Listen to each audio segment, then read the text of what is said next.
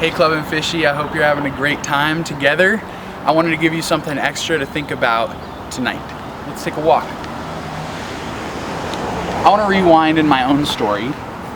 Before I was in elementary school, I grew up with this guy, and I considered him one of my best friends.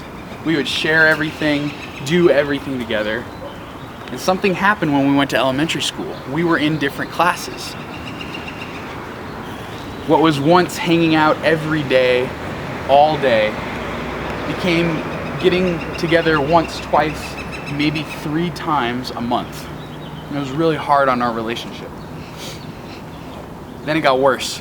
Middle school hit, and we only got to hang out once, twice, maybe 3 times a semester because we went to different middle schools. We were very far away from each other.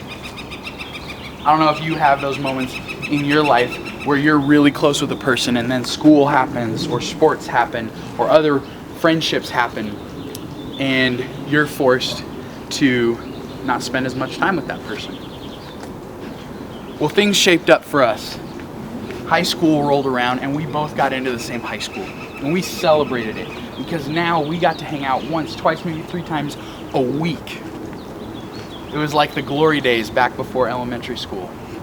I considered him one of my best friends, and now I got to be with one of my best friends.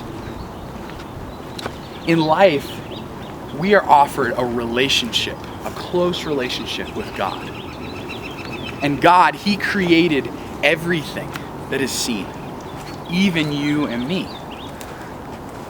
Now, in this relationship that we're invited into, things can get a little hazy sometimes.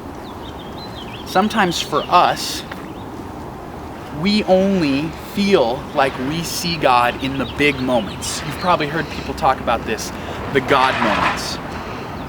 Now, when you're growing up in middle school and high school, these God moments could look like fall retreat, or a Wednesday night at Club and Fishy, or a mission trip if you're in high school, or Alamosa when you're in 8th grade.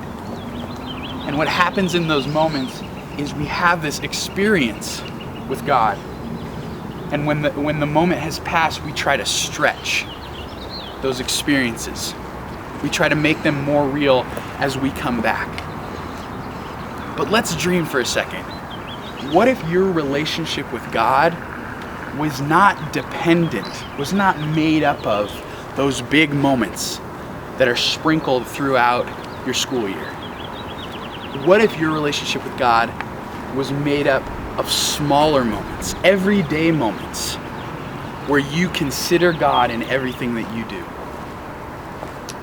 In the Bible, God makes a couple of promises to us, and we're going to look at 2 promises and we're going to put them together and see what happens.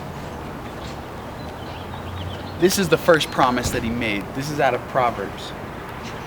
God says, "I love those who love me, and I love those who seek me, and those who seek me will find me."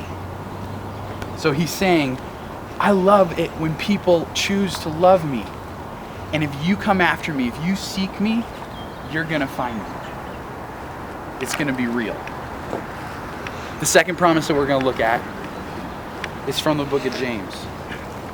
It says, "Every good and perfect gift is from above, coming down from the Father of the heavenly lights, who does not change like shifting shadows."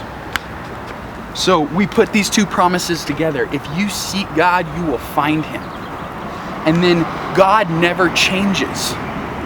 So if God never changes and He says that you can seek me and you will find me, and we put those together, that means that you can seek Him and find Him at any time, and He will always be there.